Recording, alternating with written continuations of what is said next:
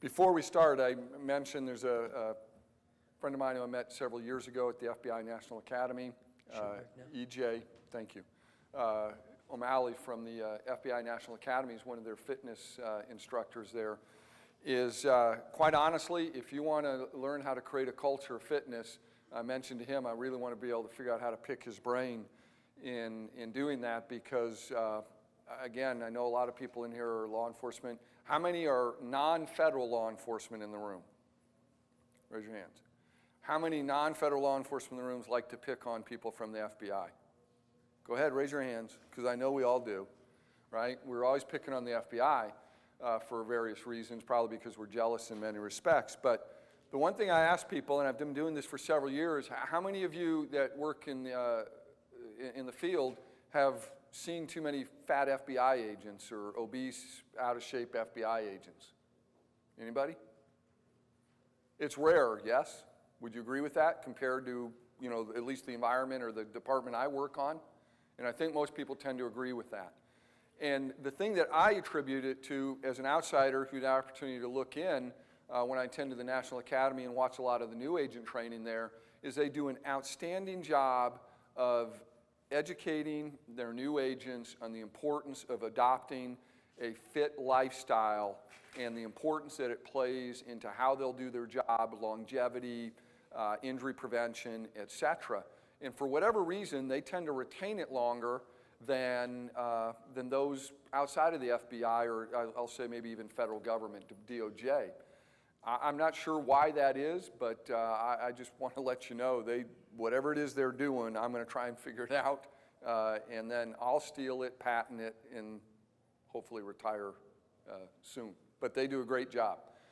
The first thing I can tell you is, without a doubt, if you want to create or have a successful culture of fitness within your organization, is you absolutely got to figure out a way to get buy-in from the top, whether it's the chief, sheriff, special agent in charge, whatever your head honcho is necessary. And if you were listening to me yesterday when I sat on the panel, I mentioned that we have a schizophrenic culture in at least American law enforcement that is problematic to our progression in being successful with our fitness programs.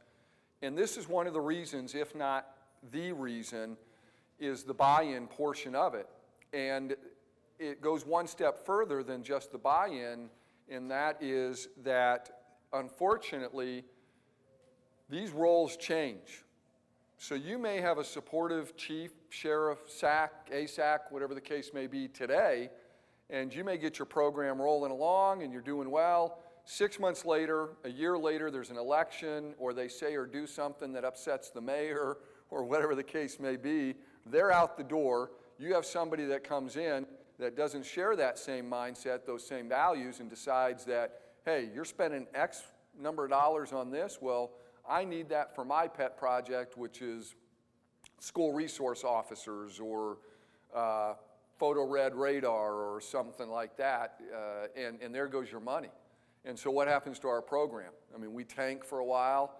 We have to outlive that individual or hopefully educate that individual and get the buy-in, and then we're back hopefully on track and heading in the direction that we want to be in.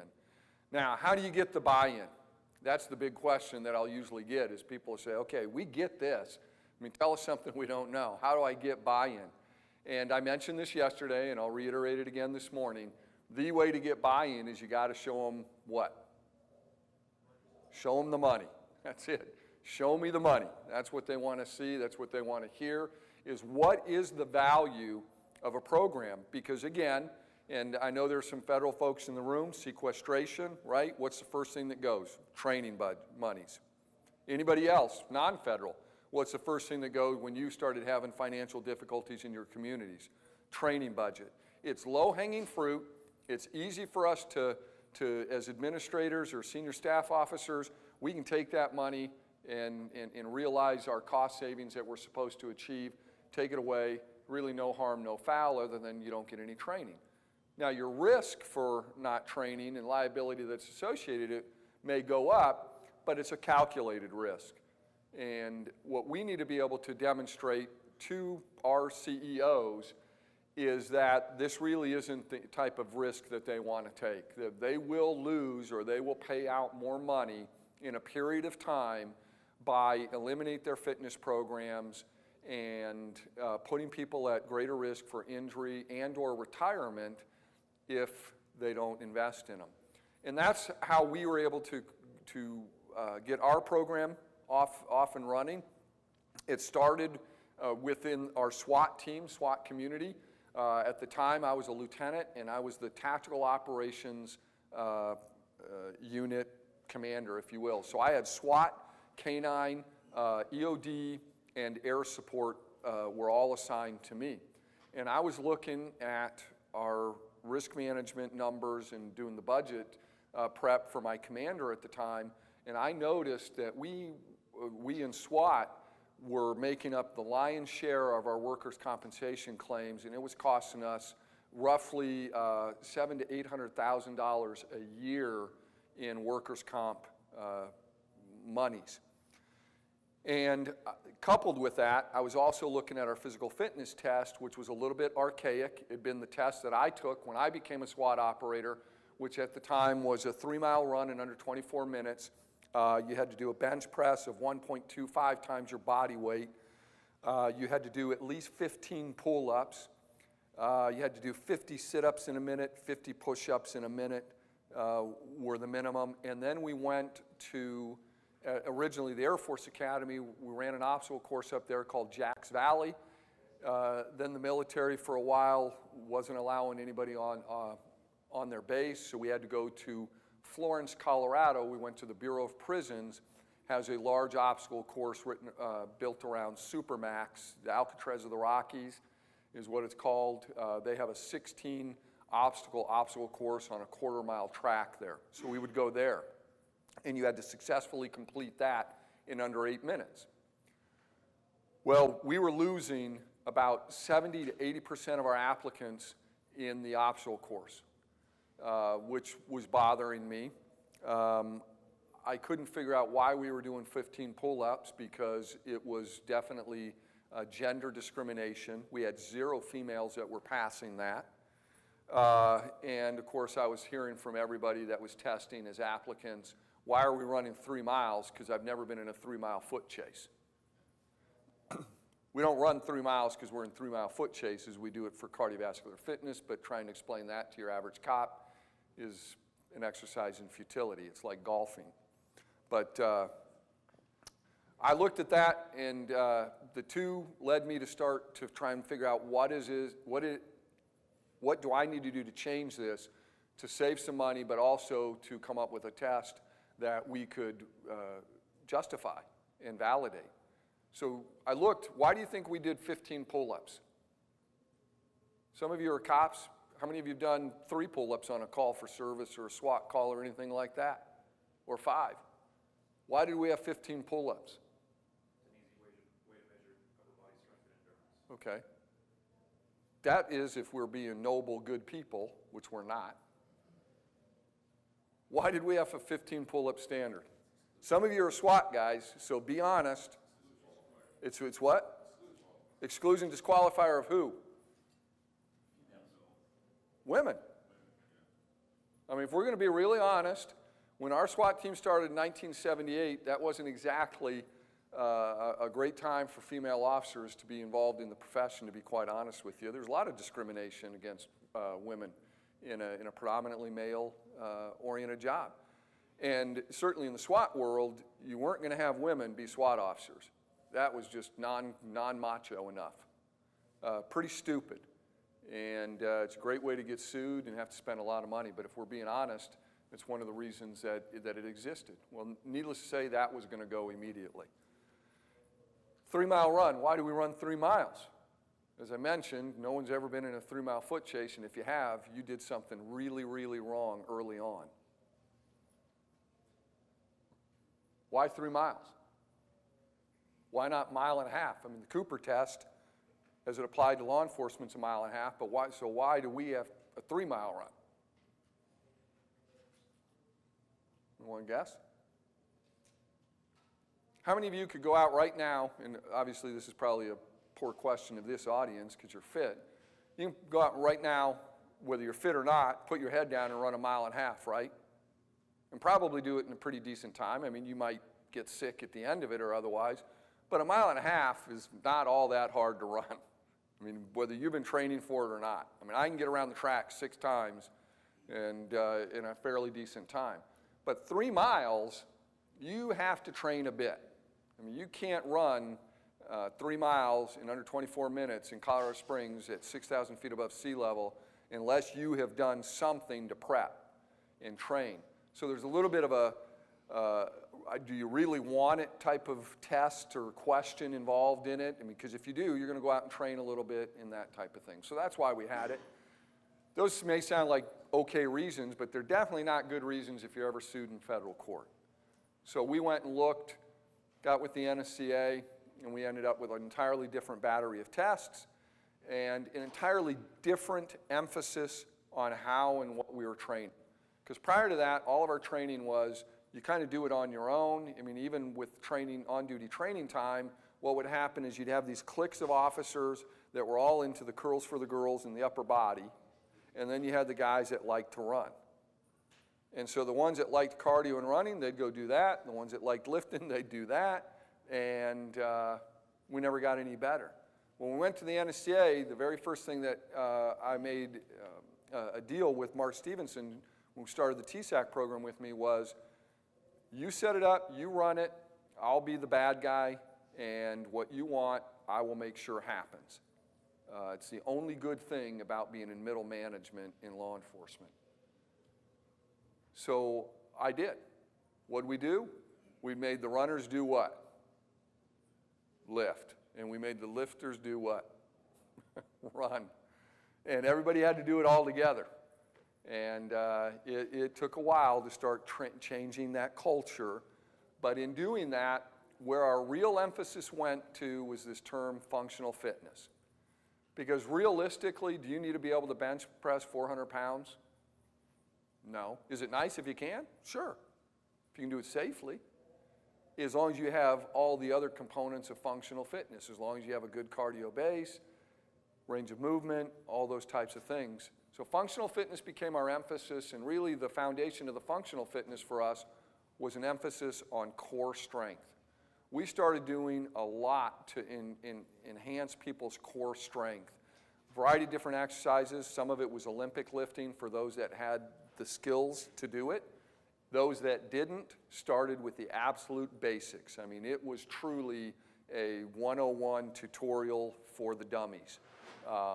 We looked silly doing some things, but we eventually progressed and learned a lot. We spent a lot of time on TRXs when they first came out, doing that just to focus on core strength. And in doing that, as we got higher levels of functional fitness, what happened to our injury rate? They started coming down.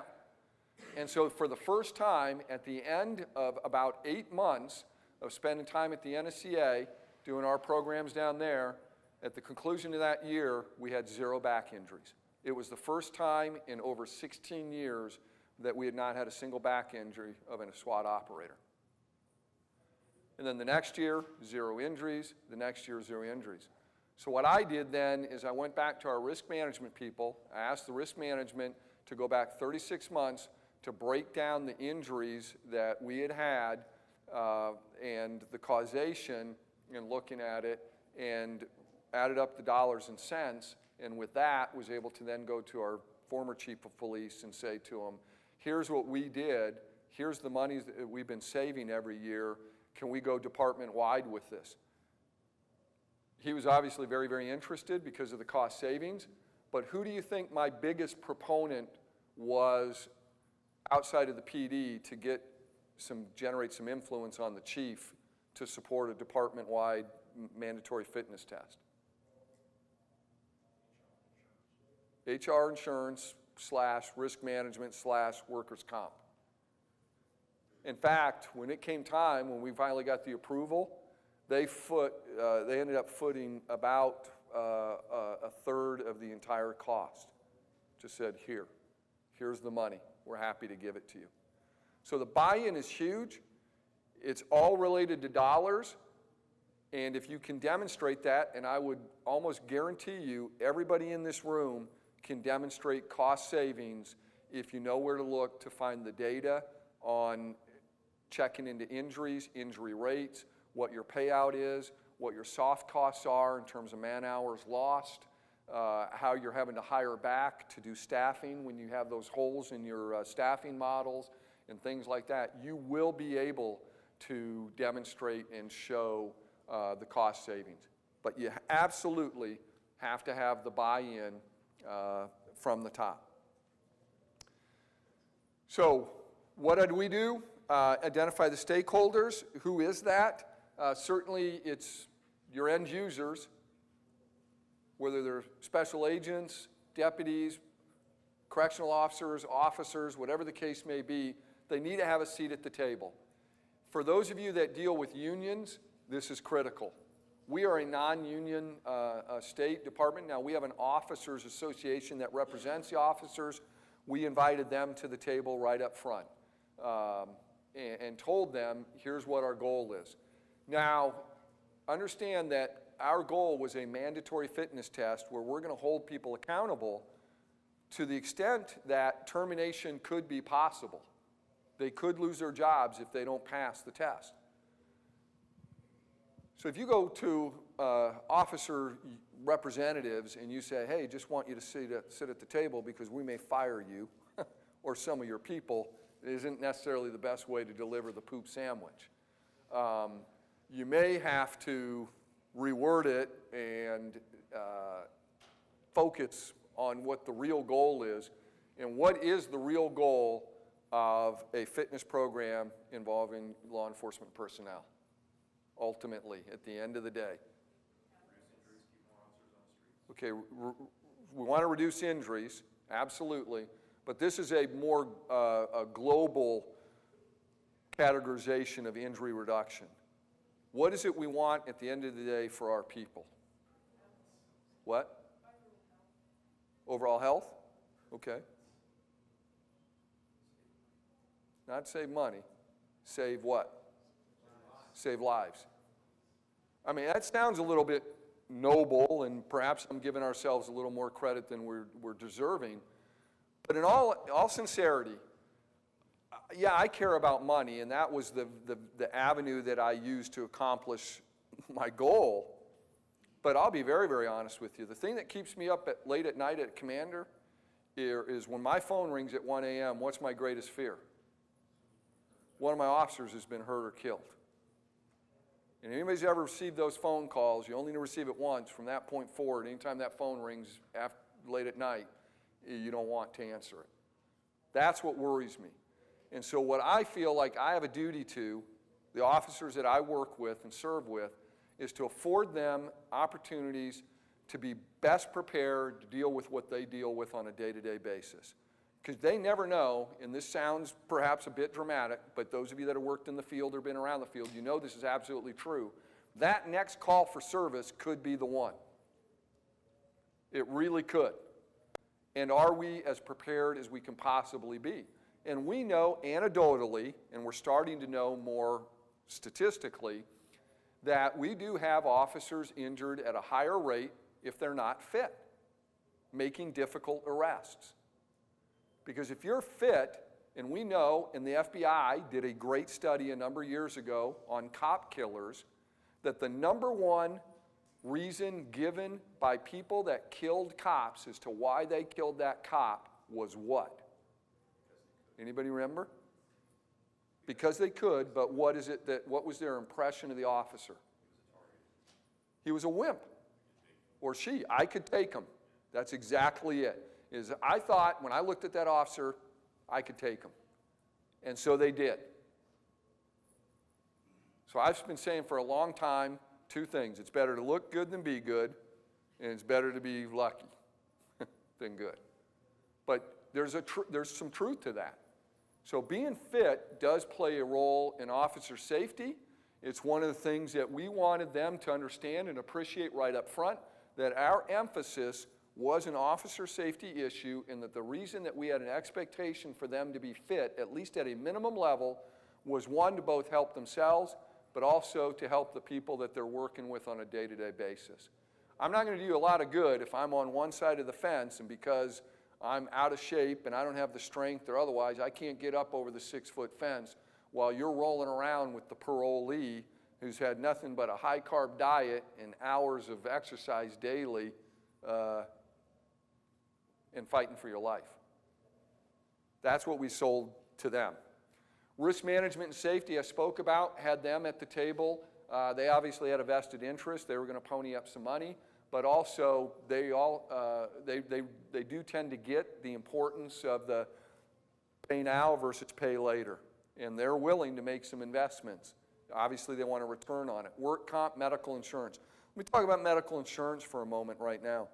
I don't think it's a surprise to anybody in this room. We recognize that healthcare costs are continuing to go up. Premiums that our officers are having to pay, either for family or otherwise, tend to keep going up. This is, I think, an incredibly huge and untapped resource for funding your fitness programs, or at least creating incentives for your programs, is by approaching people that manage your health insurance programs for your employees. They also tend to understand the investment up front, and if they can create a wellness and prevention program and have fitness be a component of that, oftentimes they're willing to invest the money. Management's important, the buy-in that I mentioned, but understand that management often needs to be educated as well as to what they're going to derive a benefit from by giving people either on-duty time or giving people up to go test or whatever it may be. You need them involved. Legal was huge for us. The very, very first person I reached out to when I was setting up our committee was one of our city attorneys. She's a very, very smart lady, did a lot of employee law. She researched this up and down, and I cannot tell you, and I mentioned this yesterday, there is so much misinformation out there about what employers can do, what employers can require of their people with regard to fitness. It is mind-boggling. It is mind-boggling. She cut through all of that and played a very, very critical role in helping educate us, educate our management, educate our officers as to what could be required of them and what sort of concessions need to be made as part of the fitness program. Very, very important part of this. And I'll tell you, the regions and the different jurisdictions, the different state laws and all of that, and then again the union involvement that I mentioned also, make this complex enough that I can't give you a template for all, these are the only things you need to worry about, and then you're good to go. You really do need to get some legal expertise in your individual areas to guide you through this, this morass of problems. And then ultimately, you're going to have to, at some point, if you really want to implement a fitness program, go through some sort of validation. And almost all cases, it will require you to hire a consultant to do the validation for you to ensure that you've done it in a non-biased, statistically valid manner so that it is defensible in court if and when it is challenged.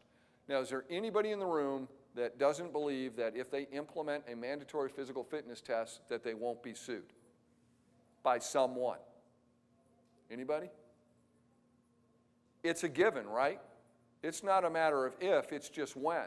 Now, my hope is when we implement this and start holding our officers accountable, I want to be sued within the first week. I want to get it done, get it over with, get in front of court, present what we have to show why we have what we have, be able to support the data that we have, and then get it over with and then move on, because we'll be better off for it. But you will need to identify a consultant that can help you with developing a statistically valid, defensible fitness program. So what do you want to accomplish? Cost savings, spoke about it, decrease your injuries, workers' compensation claims, have some increased wellness.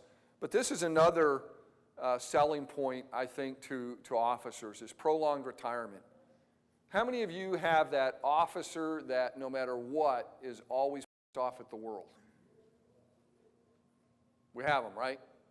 We can call him Thor for now. So Thor's always upset no matter what. He's always just grousing about everything. You know, this sergeant, this lieutenant's worse, the commander's the biggest idiot, and the chief is even worse than that. But they're always bent out of shape about everything, right? The city's trying to find new ways to screw them over. It's a conspiracy. Everybody in management gets up every morning, has a secret meeting on how to screw Thor today type of attitude, right? We have them. Well, the way I actually got most of those in our agency to shut up was I said, have you ever thought about how you could get back at the city and the department? Well, no, not really. Why? They said, well, what if you live to be 105 years old? How many years of retirement are they going to have to pay you? Well, I never thought about that. Well, that's a lot of money, isn't it? Well, yeah, it is. So why don't you make it your goal, if you want to get back at all of us that have spent the last 25 years trying to figure out how to mess with you and make your life difficult, why don't you spend the next 50 years collecting retirement to show us? Well, that's a good idea. And how do we do that? Through prolonged retirement. Anybody have any idea about the death rate of officers upon retirement? What time frame a huge percentage of officers will die within?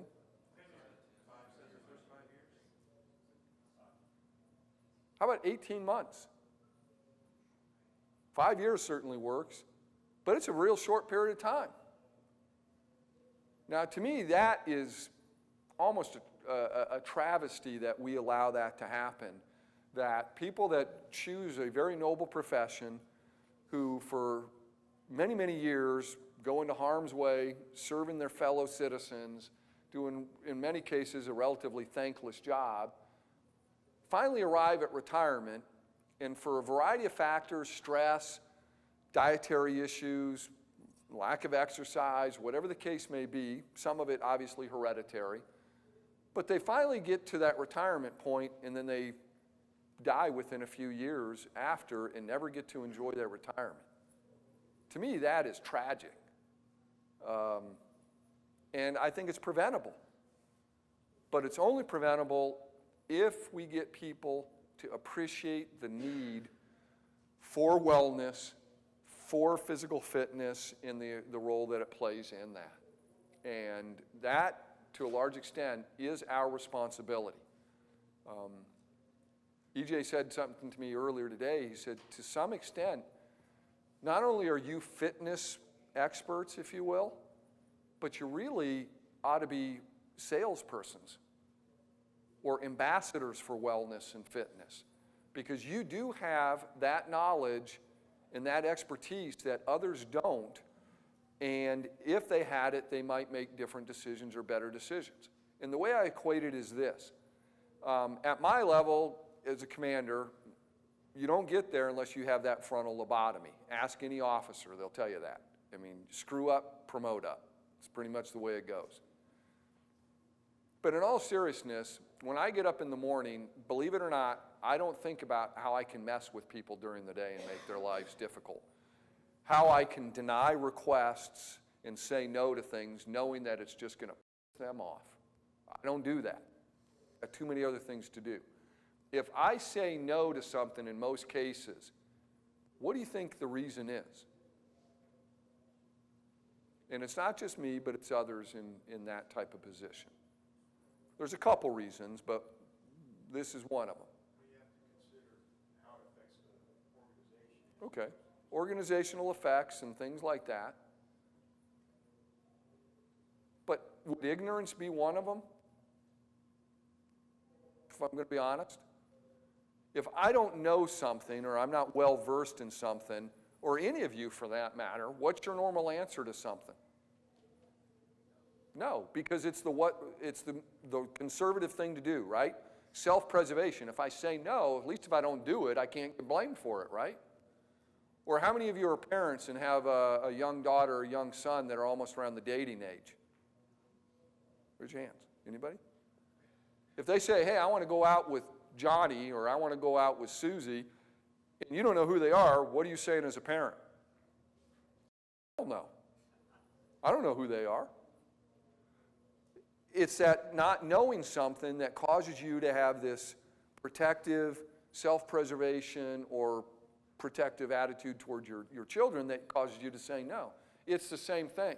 So when you start talking about wellness, fitness programs, and all these benefits, and I say no, it may have nothing to do with the fact that I like or dislike running 10 miles or doing push-ups or sit-ups or anything like that. More often than not, it's because of what?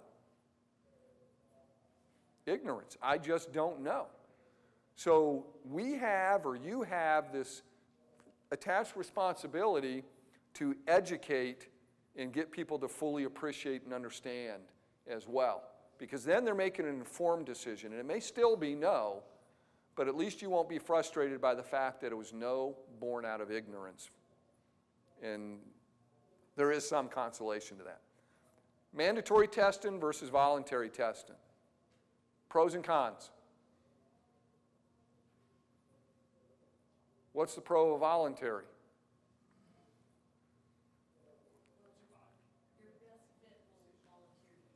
Yeah, the best fit are going to volunteer to be tested, so that can be a pro or a con. Usually it's a con because they don't need it. We already know they can pass it. So yes, sir. What about a third category? We have mandatory testing, but all that's required is participation. Okay. So showing up. Good idea. One and walk, and you get the same check in the box as 23 pull-ups and a 12-minute mile and a half. Okay. At least you're getting some people there, right? Starting to help with awareness. That's a good idea. What's a disadvantage to mandatory? Worry that you have good standards. Okay, you got to make sure that you really go through all the validation, because if you're going to hold people accountable to it, it's got to be defensible. So there may be some monies attached to that. What is it that generates lawsuits with regard to mandatory fitness tests in most cases? 2 words. Not validity and liability. Okay, adverse impact on who? 2 populations. Female and older. People like me. The old guys. So yeah, what's the good part about voluntary then with regard to adverse impact? If you have a voluntary test, are you allowed to have different standards for age and gender? Yes or no? Yes, you can. So if you don't want adverse impact, if it's a voluntary test that you don't have associated consequences with, you just want awareness and you want participation in that type of thing, you can allow the old guys like me to do 5 pull-ups versus 15 for the younger, or I get 14 minutes to run 1.5 miles versus the young guys that have to do it in 9:35 or something like that. You can do that with voluntary testing. So under voluntary testing, I mean, if you're looking to take baby steps before you get into something, involuntary testing often can be a great way to do that because you can make allowances for age and gender.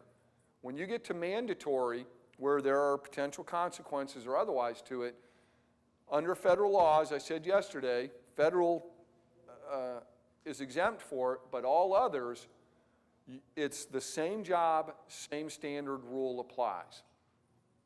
So at that point, doesn't matter if I'm over 50 and I'm lined up with some 26-year-old SWAT stud, we got to run the same time for the minimum. You may run it faster than me, but I still got to meet the minimum. But the primary advantage to mandatory is what?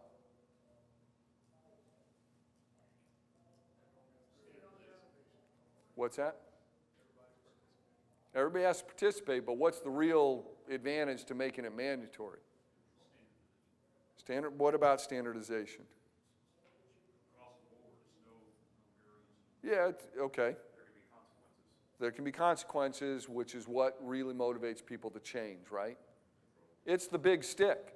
The one's the carrot, this is the stick. When you think about it, and this is a rhetorical question, but think about your own agency and think about those that you're concerned about their fitness levels. If you truly had a standard that says you got to do this, it's the minimum. You don't have to be an Olympic athlete, but here's the minimum, and you don't pass, you won't get a paycheck anymore. How many of those people would start to make an effort to change? I mean, that's about as good an incentive as you can create. If you want a paycheck, you got to be able to do at least this. And so with mandatory, and this isn't just fitness. There have been lots of studies done by the academic world that shows that mandatory testing will improve performance far better than voluntary. So when you start going through validation, step one is your job task analysis.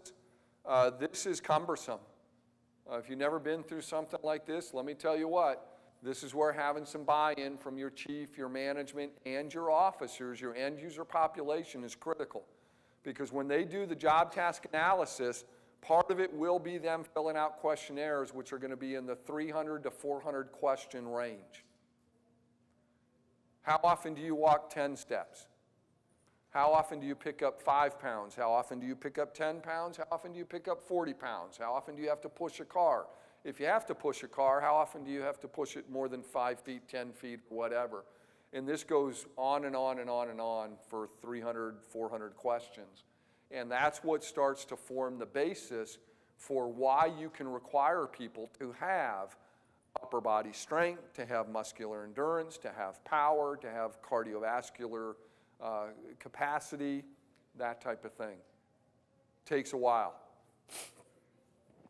Once you have that, then you got to pick your exercises. You got to decide what kind of exercises you're going to use, the things that were validated as part of your job and task analysis. That says, yes, we can measure upper body strength because you do all these things, or because these things are so important. Construct and criterion validation. There's one other that I don't have up there that's called content. Content validation is basically, it's a simulation of what you do. So these are what kind of tests would be a content? Dragging a dummy or an obstacle course, right? Something like that where you're doing things. You run up a flight of stairs, you jump over a fence, you drag a dummy, you pick up a ram, you swing a ram, you pick up a handgun and dry fire it 6 times with one hand and then 6 with the other, because you recognize that, believe it or not, having some strength in an index finger on your weak hand, or I guess we're not supposed to say weak hand anymore, but offhand, whatever. I'm old, so I say weak hand. You got to have that too. That's content validation. Construct and criterion. Construct is something that measures an underlying component to and is predictive of the ability to do a job. So we do know that you have to have some upper body strength. What could predict your ability to do something with upper body strength? Couple tests, right? Push-ups, pull-ups, construct, and then criterion is a little bit similar, but measures the ability to do that as far as a direct measurement. So cardiovascular fitness is important. What could I have people do? Run a 1.5 miles, run a beep test, something like that. Now, how many of you have heard the argument, well, I've never been in an 8 or 10 minute foot chase. I've never had to chase anybody 1.5 miles if you're using that. What is it about cardio? Why do we measure and have a relative need to have cardiovascular fitness in the law enforcement community if you know we don't run? And Mick, you cannot answer this. Measures VO2 max. VO2 max is correlated to cardiorespiratory health. Cardiorespiratory health is correlated to heart disease. Okay.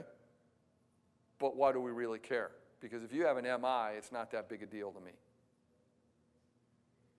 I'm teasing you, but realistically, I mean, do you think anybody cares about our heart disease rate in the law enforcement population on a day-to-day basis? No. Why do we measure cardiovascular fitness? What is it about cardiovascular fitness that plays a role in law enforcement's ability to do their job on a day-to-day basis at a line level? Okay, shooting accuracy plays a role in it, absolutely. Because if you're huffing and puffing, you may be shooting all over, but realistically, how well do cops shoot anyways? Not very well. Handling stress is part of it,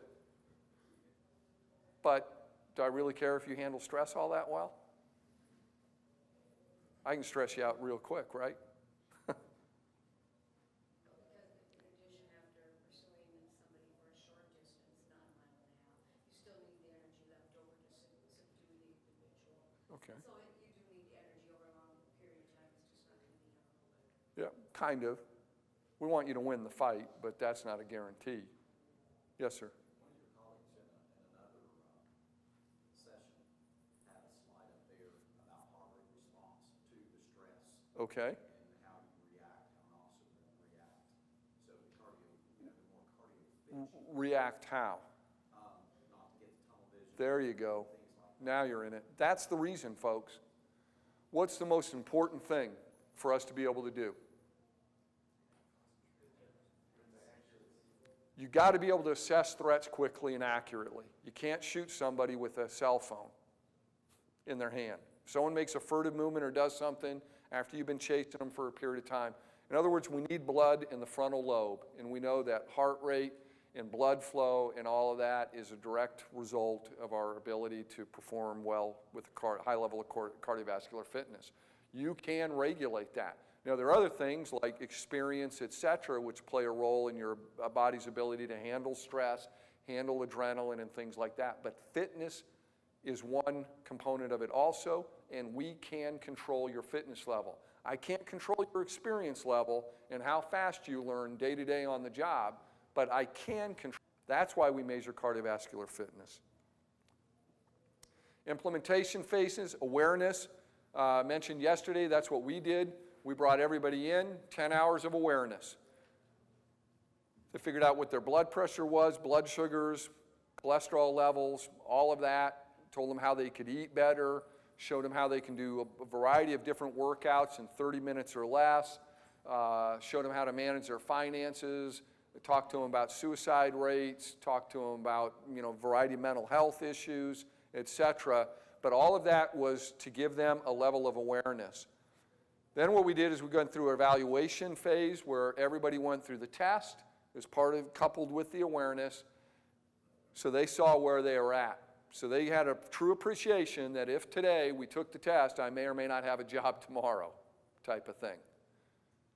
Now we're in this preparation phase where they're taking the tests, and we are then making referrals to NSCA, where they can go down, get their assessment, and then they get fitness programs, what we call fitness prescriptions for them that says, okay, Thor is fine with upper body strength, but Thor needs some work with cardio. But we want to strike that balance where I don't lose my upper body strength because I overemphasize my training on cardio. So they get a prescription for this for a period of time. We expect them to be honest and understanding how often they're going to be working out, and then they have the responsibility, the personal responsibility coupled with personal accountability to do that. And then here in the not too distant future, we will begin our mandatory testing phase with the possibility that if after they test, they get a prescription again for a period of time. If they're told, yeah, within 8 weeks, Thor should be ready, he gets retested. If he doesn't pass then, Thor is potentially subject to termination. So, any questions at this point in time? John? In doing this, do you grandfather anyone in?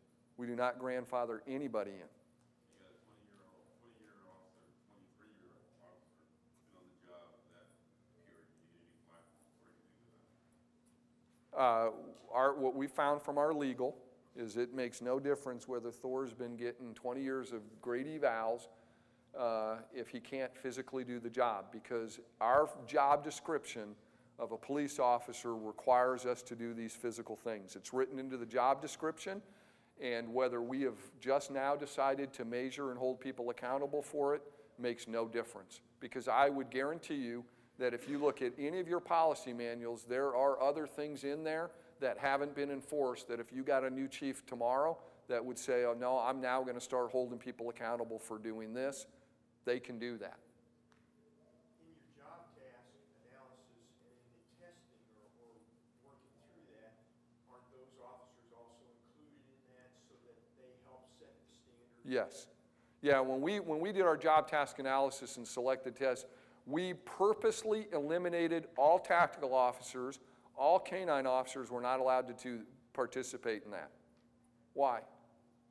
Higher level of fitness, right, which was going to skew it. So what we did is we tried to go, other than them, cross-section of society. We had everybody from our 22-year-old new rookies to our 36, 37-year veterans, and all shapes and sizes, genders, and everything, so that when we set that, and it's a minimum. Remember, we're setting a minimum standard, and it's very, very easy to meet.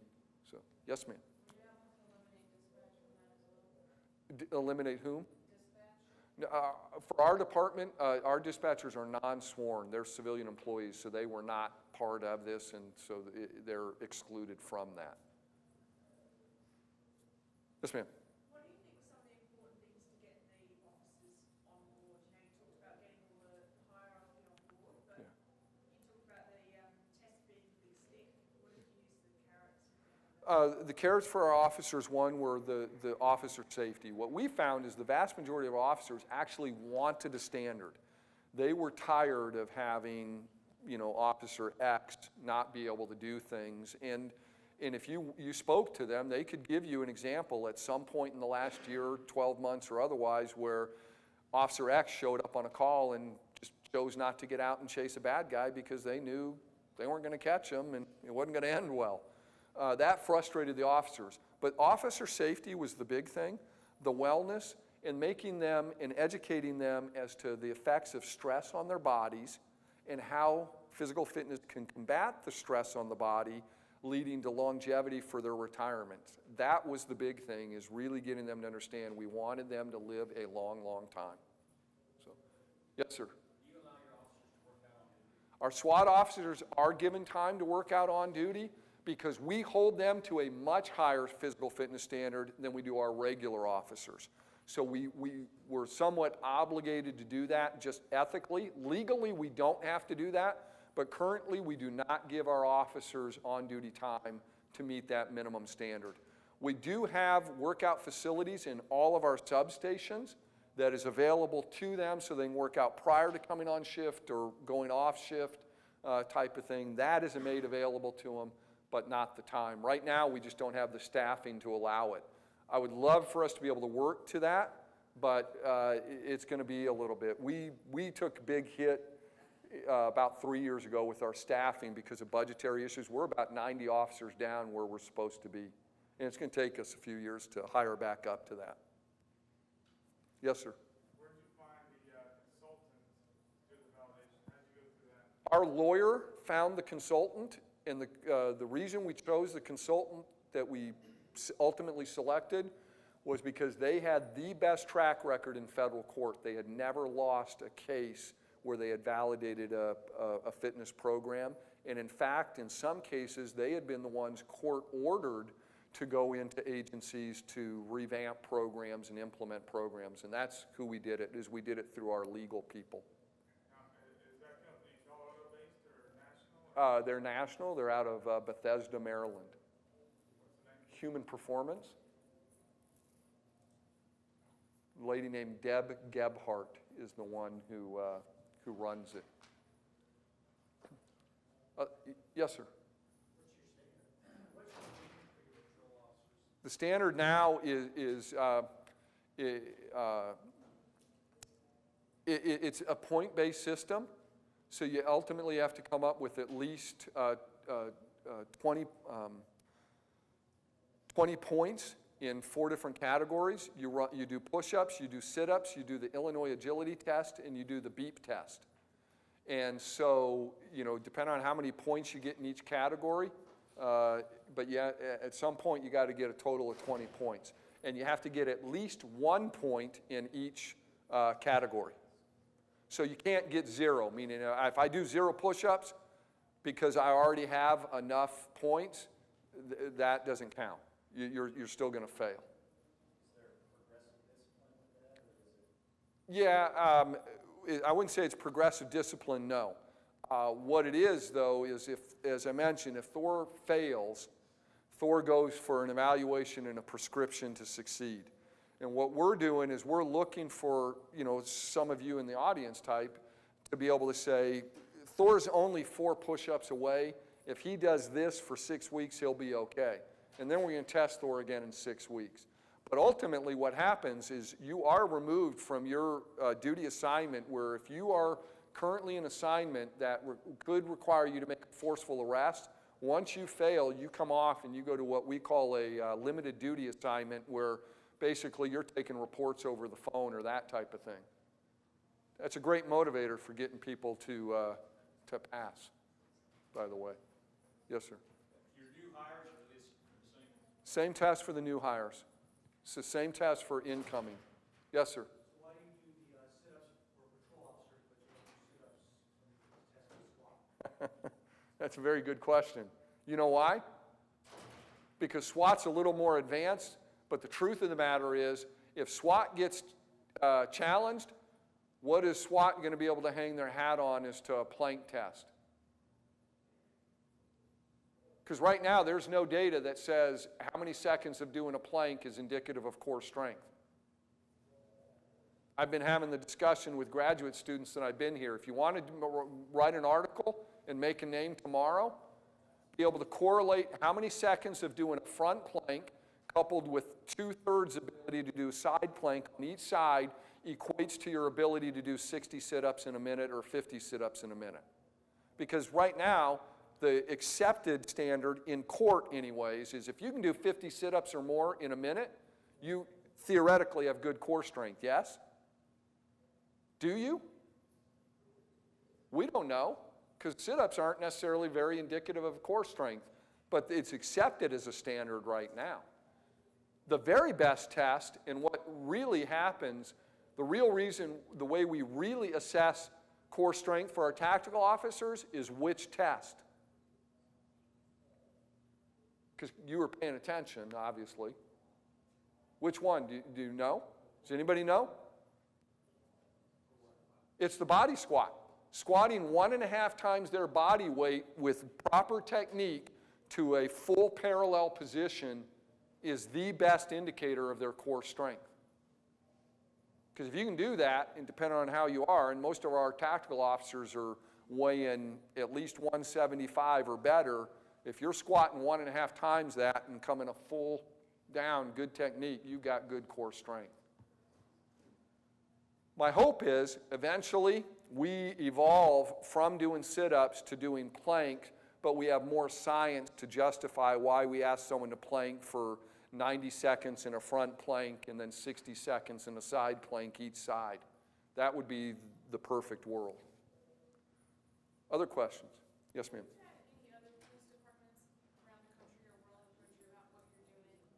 And then along with that, do you have any kind of vision for bringing this to the rest of the country, you and NSCA? The answer is yes. I get frequent calls from a lot of agencies asking how we did this, how we've gone about it, who did we use for validation, and that type of thing, and I'm happy to help anybody at any time. And we would love to be able to take this to a national type of level. The difficulty in it is that jurisdictionally, it is so different that it's very, very difficult for me to say, you can take my program and I can give it to you and it's going to be perfect. I mean, there are variations that would need to take place, and I'm happy to help and kind of talk people through that, but we're still trying to figure out how do we do that in terms of, making it sort of on a national level. I said this yesterday, that's where, the Australians and the Canadians and others have the advantage over us, is being more of a nationalized police. their influence tends to be a little bit broader reach than mine is only in my city per se, or in my area, and that causes some difficulties. Yes, ma'am. Why are you doing component testing versus task-based stuff if you're trying to? Good question. The real reason we did it is two things. One, money. Two, weather. We made a very conscientious decision that if we were to do the task-based thing and have to build something to do that simulated all of this, that it was going to cost us some money. It more than likely was going to require us being outdoors and doing stuff like that. And in Colorado, right now, it is snowing. There's blizzard warnings in effect, and it's April 17th, and it's about 13 degrees outside with the wind chill factor. And I'm not kidding. I mean, that really is what the weather is right now. So what that creates for us is scheduling difficulties and then safety issues, because I can't really run people through that without risking injuries, and performance issues, because running in a 40-mile-an-hour headwind is difficult. So we chose to do it. We went with a test that throughout the entire year, we can always run the test. I can always run the beep test. All I need is 20 meters of space, and we can run it. Every other test we can do. So we always have access to indoor facilities. I can schedule people for November, December, January, February, March, April, and never adversely impact anybody's staffing schedules throughout the year. So that's why we went with that mode of testing. Very good question. Thank you. Yes, sir. The retirement longevity research, did you research just your department, or was that a broader spectrum? No, that's a broader spectrum. That's just from reading some articles and stuff like that. I honestly don't know what it is for my own agency. My own agency, we're a little bit better than that, but I'll be honest with you. Colorado, I think, and the latest thing is the only state that the majority of the population is not obese. You probably read an article on that. I mean, we have a very healthy lifestyle as a whole in Colorado for the most part, so our population is probably a little bit better than that. But I can tell you anecdotally, I personally knew officers that were dead within less than 2 years of retiring.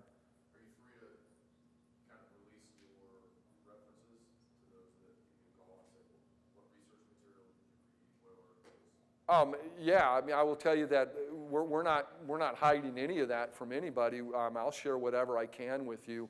A lot of it is with our legal people. They did all the legal stuff. So, but yeah, I'll assist people with whatever I can. Yes.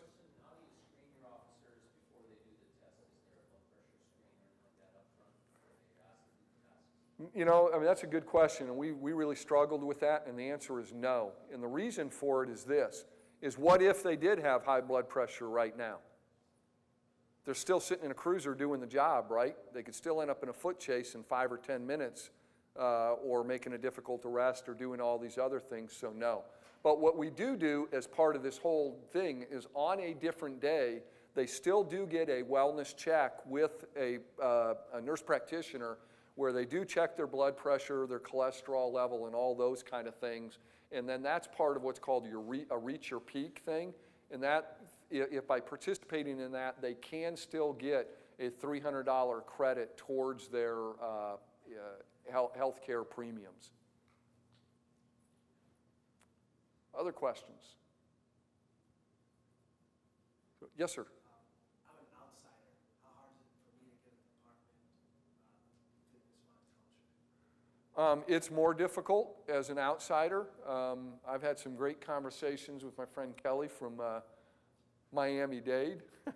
She might be able to tell you a little bit more about how difficult it is as an outsider. I'll be very, very honest with you. There is no more difficult group of people to deal with than law enforcement people. We are a very closed cultural group. We're very guarded. We're very cynical. And you get one chance to make a good impression on us, and if we lose trust in you, you'll never get it back. So it's hard. Having said that, if you know that you're going to need a thick skin and you're willing to persevere and you know what you're doing, you'll do well. So, but it's that one first impression that's going to be very, very important. I mean, you're going to have to show people that you can walk the walk. But I think it is doable, and then kind of once you're in, you're in. I think if you can recruit somebody within the department, because there's folks who are greatly into fitness, and if you can recruit one of them, Yeah, you gotta, if you can get an ally inside, it's gonna help you. Last question. I was just going to kind of speak to that a little bit. I've been working with our police department. I'm an outsider as well. I've been working with our police department since about June of last year. And what really helped me was I had an officer who didn't pass his physical and got a certain amount of time to meet with me Good. to keep his job. Yeah. And after I had built that base with him, and he was at the level of sergeant, he was in charge of some people, and it really helped me get in with that group of people specifically, which has really helped me out in my problem. So. You bet. Well, I think that's all the time we have. Appreciate your attention and your participation in what you're doing. I'll be around afterward outside. If you have any questions, please let me know. My information's up there. So, thank you.